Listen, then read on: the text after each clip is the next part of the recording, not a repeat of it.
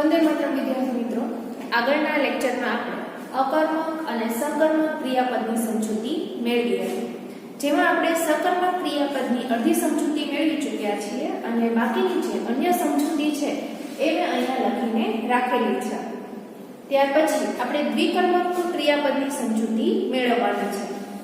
આગળના લેક્ચરમાં જણાવ્યા પ્રમાણે વ્યાકરણનો ટોપિક ચલાવીએ છીએ, એટલે જે કંઈ પણ લખાવીએ એ તમારે વ્યાકરણ વિભાગમાં લખવાનું રહેશે. હવે આપણે સકર્મક ક્રિયાપદની જે સમજૂતી મેળવી હતી એનું આપણે થોડી વિશેષ સમજૂતી મેળવી દ્વિકર્મક જે ક્રિયાપદ છે એની સમજૂતી મેળવીએ. તો સકર્મક ક્રિયાપદ જે રીતે કે અકર્મક ક્રિયાપદની સમજૂતી આપણે લખાવી તો તમારે ઉપર હેડિંગ બાંધવાનું હતું કે અકર્મક ક્રિયાપદ. ત્યાર પછી આપણે જે એના સમજૂતી અને ઉદાહરણ લખાવ્યા એ લખવાના હતા. ત્યાર પછી બીજું છે આપણે સકર્મક ક્રિયાપદની સમજૂતી અને ઉદાહરણ જોયા હતા. તો તમારે સકર્મક ક્રિયાપદનું હેડિંગ આપીને સકર્મક ક્રિયાપદની સમજૂતી અને ઉદાહરણ લખવાના હતા. જ્યાં પહોંચ્યા છો ત્યાંથી જે અન્ય ઉદાહરણ અને જે અન્ય સમજૂતી છે એ તમારે સકર્મક ક્રિયાપદમાં જ લખવાની છે. ત્યાર પછી સકર્મક ક્રિયાપદની સમજૂતી પૂરી થાય પછી આપણે દ્વિકર્મક ક્રિયાપદનું હેડિંગ બાંધીને જે દ્વિકર્મક ક્રિયાપદ છે એની સમજૂતી અને ઉદાહરણ લખવાના રહેશે. તો સકર્મક ક્રિયાપદમાં આપણે અન્ય ઉદાહરણ જોઈએ તો ટપાલીએ પત્ર આપ્યો. ત્યાર પછી બીજું વાક્ય છે રોનકે ચિત્ર દોર્યું. ત્યાર પછી ત્રીજું વાક્ય છે શ્રી કૃષ્ણએ ઘોડા છોડી નાખ્યા. હવે આ જે ત્રણ વાક્યો છે ઉદાહરણ આપેલા છે એમાં ઉપરના વાક્યોમાં આપ્યો, દોર્યું અને છોડી નાખ્યા. હવે અહીંયા જે મેં અંડરલાઈન કરેલી છે કે જેના નીચે મેં લીટી કરેલી છે એ ક્રિયાપદો છે, જ્યારે પત્ર, ચિત્ર અને ઘોડા એ કર્મ છે. આવા ક્રિયાપદોને એક કર્મ કે સકર્મક ક્રિયાપદો કહે છે. ત્યાર પછી એના જે અન્ય ઉદાહરણ છે એ આ કાગળ વાંચો, હું દાબી લાવું, મેં ચીકુ ખરીદ્યા. હવે આ ત્રણ જે વાક્યો છે એમાં ઉપરના વાક્યોમાં કાગળ, દાબી અને ચીકુ કે જેના નીચે મેં અંડરલાઈન કરેલી છે કાગળ, દાબી અને ચીકુ એ કર્મ છે. આમ વાક્યનો અર્થ પૂરો કરવા જે ક્રિયાપદને કર્મ લગાડવાની જરૂર પડે છે, જે વાક્યો છે એ વાક્યનો અર્થ પૂરો કરવા માટે જે ક્રિયાપદને કર્મ લગાડવાની જરૂર પડે છે તે ક્રિયાપદને સકર્મક ક્રિયાપદ કહેવાય. ફરીવાર વાંચું છું, ધ્યાન આપજો. જે વાક્યનો અર્થ પૂરો કરવા જે ક્રિયાપદને કર્મ લગાડવાની જરૂર પડે છે તે ક્રિયાપદને સકર્મક ક્રિયાપદ કહેવાય. હવે જે સકર્મક ક્રિયાપદો છે એમાં ખાવું, મારવું, વાંચવું, મૂકવું, તોડવું, ફોડવું વગેરે સકર્મક ક્રિયાપદો છે.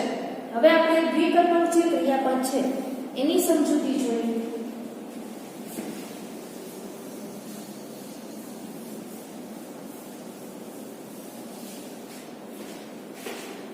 તો તમારે ઉપર હેડિંગ આપીને પછી હું જે રીતે સમજૂતી લખાવું એ રીતે લખવાની રહેશે. જેમાં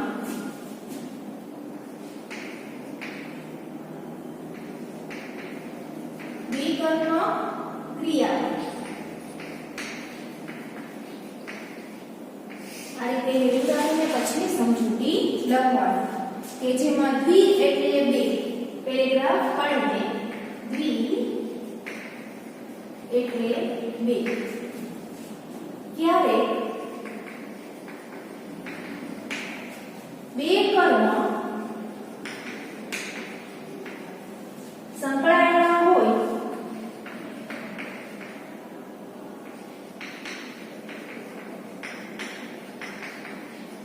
ત્યારે એવા ધાતુઓને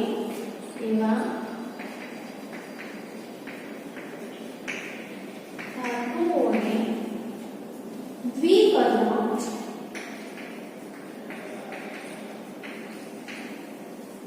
ધાતુઓ કહેવાય.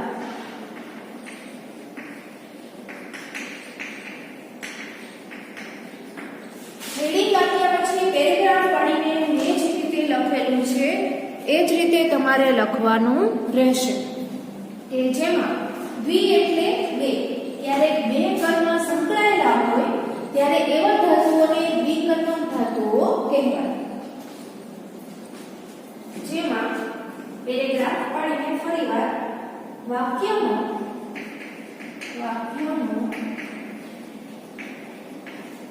અર્થ પૂરો કરવા માટે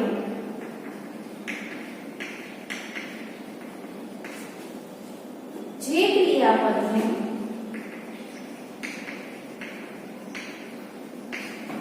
મુખ્ય કર્મ અને ગૌણ કર્મ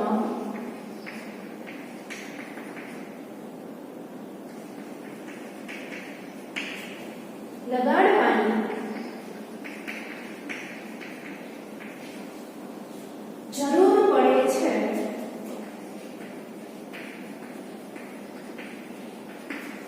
તેને દ્વિકર્મ ક્રિયાપદ કહે છે. જેમાં ઉદાહરણ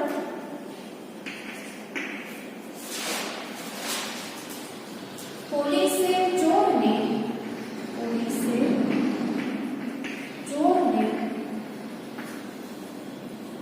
હાથ કરીને પહેરાવી. ત્યાર પછી બીજું વાક્ય રસિકે મનુને દડો આપ્યો. શેમાં આપ્યો નીચે અંદર. ત્રીજું માએ બાળકને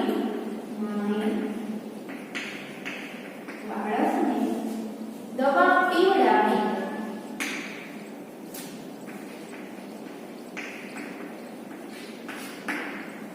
આ જે ત્રણ વાક્યો લખેલા છે એની નીચે ફરીવાર પેરેગ્રાફ પાડીને સમજૂતી લખવાની કે જેમાં આ વાક્યોમાં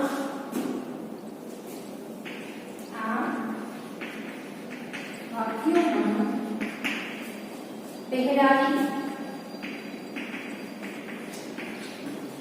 આપ્યો અને પીવડાવી ક્રિયાપદો છે.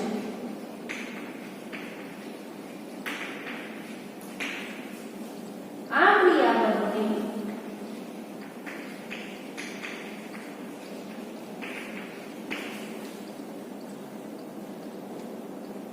શું વડે પ્રશ્ન પૂછવાથી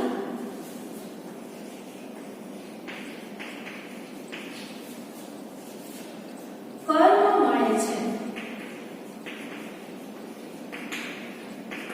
પહેલા બધી સમજૂતી વાંચી જાઓ છો, ત્યાર પછી આગળની સમજૂતી લખાવો કે જેમાં આગળ જણાવ્યા પ્રમાણે પહેલા હેડિંગ આપવાનું.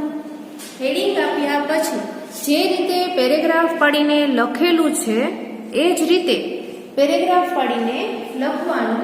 દ્વિ એટલે બે, ક્યારેક બે કર્મ સંકળાયેલા હોય ત્યારે એવા ધાતુઓને દ્વિકર્મક ધાતુઓ કહેવાય. હવે શું કહે છે કે વાક્યનો અર્થ પૂરો કરવા માટે, જે વાક્ય હોય છે એનો અર્થ પૂરો કરવા માટે જે ક્રિયાપદને મુખ્ય કર્મ અને ગૌણ કર્મ લગાડવાની જરૂર પડે છે તેને દ્વિકર્મક ક્રિયાપદ કહે છે. ફરીવાર વાંચીશું, ધ્યાન આપજો. વાક્યનો અર્થ પૂરો કરવા માટે જે ક્રિયાપદને મુખ્ય કર્મ અને ગૌણ કર્મ લગાડવાની જરૂર પડે છે તેને દ્વિકર્મક ક્રિયાપદ કહે છે. જેના ઉદાહરણ પોલીસે ચોરને હથકડી પહેરાવી, રસિકે મનુને દડો આપ્યો, માએ બાળકને દવા પીવડાવી. આ વાક્યોમાં પહેરાવી, આપ્યો અને પીવડાવી ક્રિયાપદો છે. આ ક્રિયાપદોને શું વડે પૂછવાથી કર્મ મળે છે. ત્યાર પછી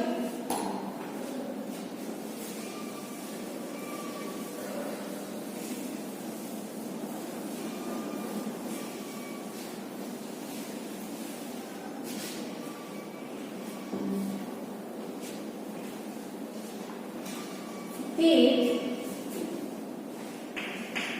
હાથકડી, દડો અને દવા. જે આપણે સમજૂતી અધૂરી હતી તે અહીં દડો અને દવા છે.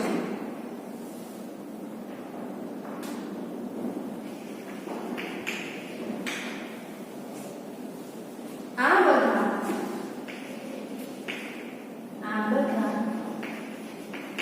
મુખ્ય કર્મ છે.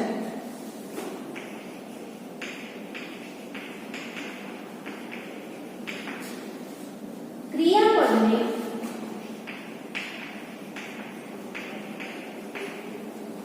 કોને વડે પ્રશ્ન પૂછવાથી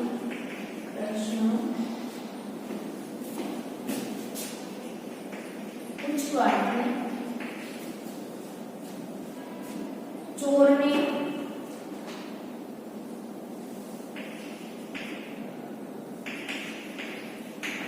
મનુને અને બાળકને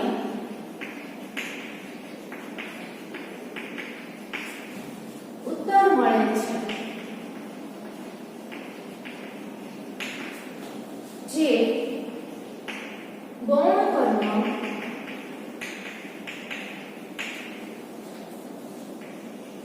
છે. ત્યાર પછી મમ્મીએ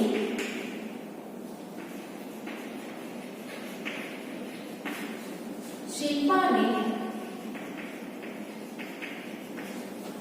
બોર આપ્યા.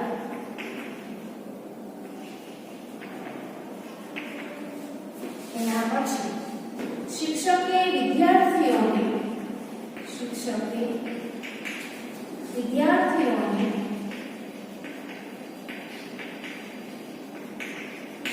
વાર્તા કહી.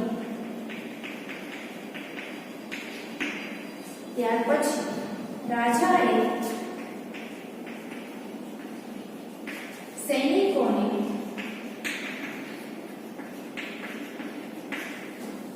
આજ્ઞા કરી. હવે આ ઉદાહરણ લખાઈ જાય પછી ફરીવાર નીચે પેરેગ્રાફ પાડીને પહેલા વાક્યમાં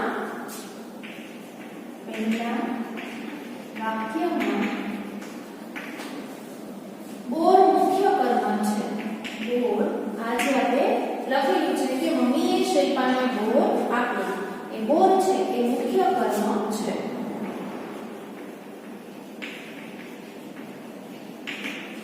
અને શિલ્પાને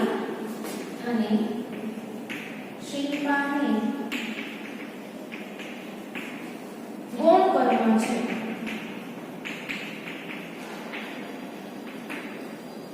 પછી બીજા વાક્યમાં વાર્તા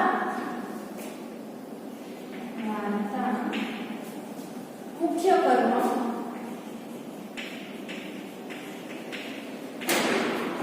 અને વિદ્યાર્થીઓને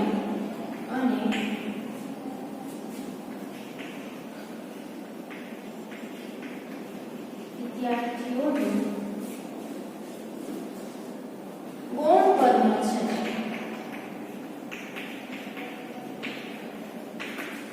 ત્રીજા વાક્યમાં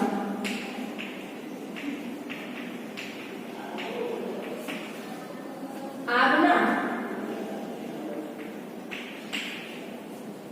મુખ્ય કર્મ અને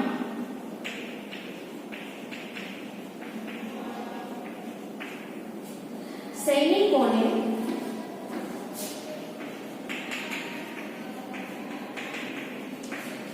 ગૌણ કર્મ છે.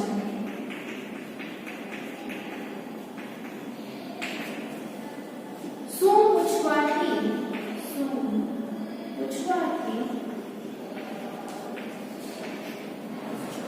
જે જવાબ મળે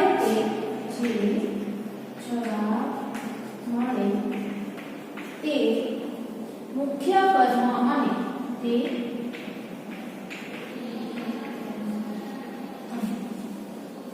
કોને પૂછવાથી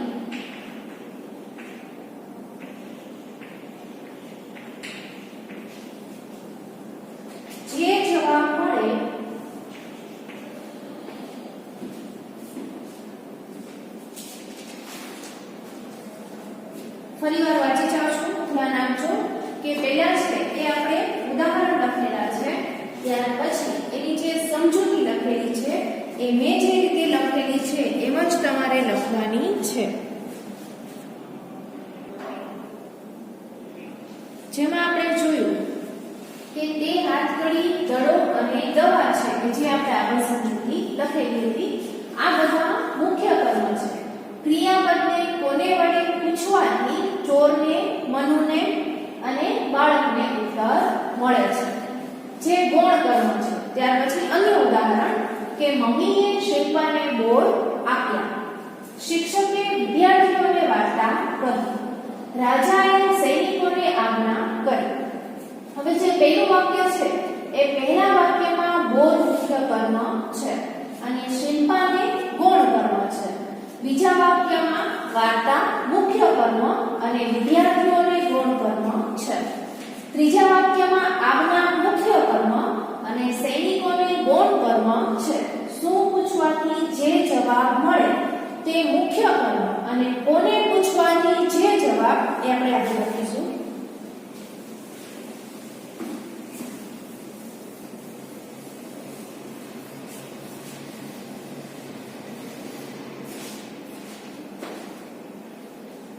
અને કોને પૂછવાથી જે જવાબ મળે તે ગૌણ કર્મ છે.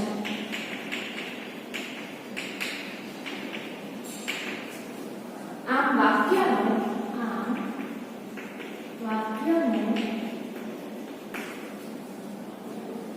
અર્થ પૂરો કરવા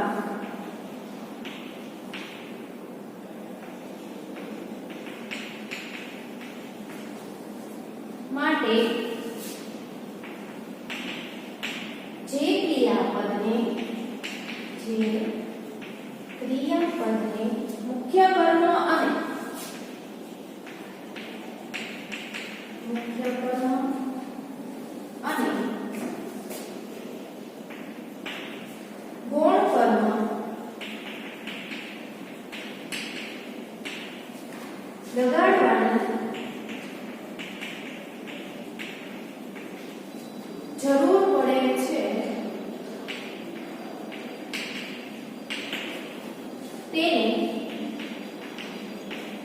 દ્વિકર્મ ક્રિયાપદ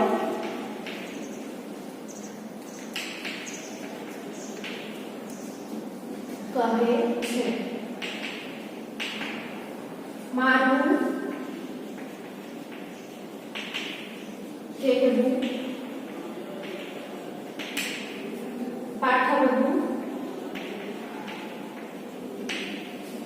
વગેરે દ્વિકર્મ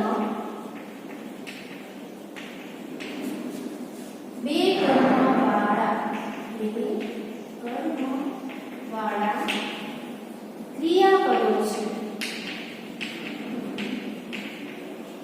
આપણે આગળ જ જોયું કે દ્વિ એટલે બે કે જે અધૂરી સમજૂતી હતી એમાં આગળ જવાબ મળે તે ગૌણ કર્મ છે. આમ વાક્યનો અર્થ પૂરો કરવા માટે જે ક્રિયાપદને મુખ્ય કર્મ અને ગૌણ કર્મ લગાડવાની જરૂર પડે છે તેને દ્વિકર્મ ક્રિયાપદ કહે છે. મારવું, કહેવું, પાઠવવું વગેરે દ્વિકર્મ બે કર્મવાળા ક્રિયાપદો છે. હવે એના પછી કે નીચેના વાક્યોમાં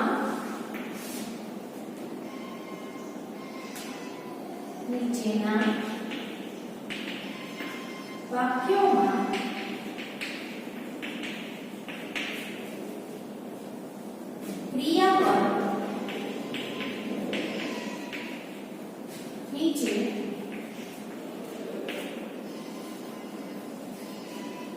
લીટી દોરી તેના પ્રકાર લખો.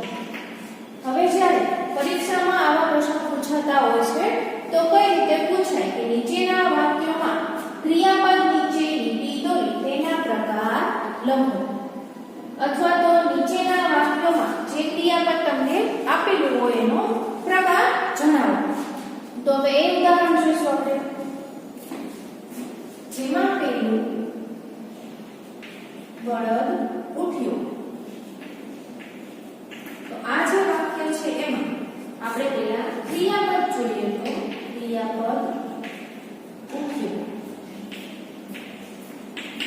હવે એનો પ્રકાર લખવાનો છે તો એમાં આવશે અકર્મક.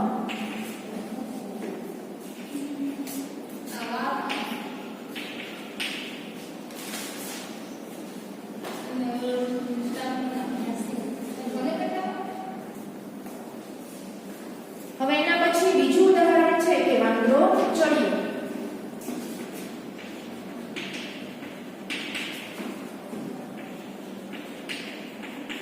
તો આમાં જે ક્રિયાપદ છે એ ક્રિયાપદમાં આવશે ચડ્યો અને પ્રકારમાં આવશે અકર્મક. ત્યાર પછી ત્રીજું વાક્ય છે પાટીનું તળિયું.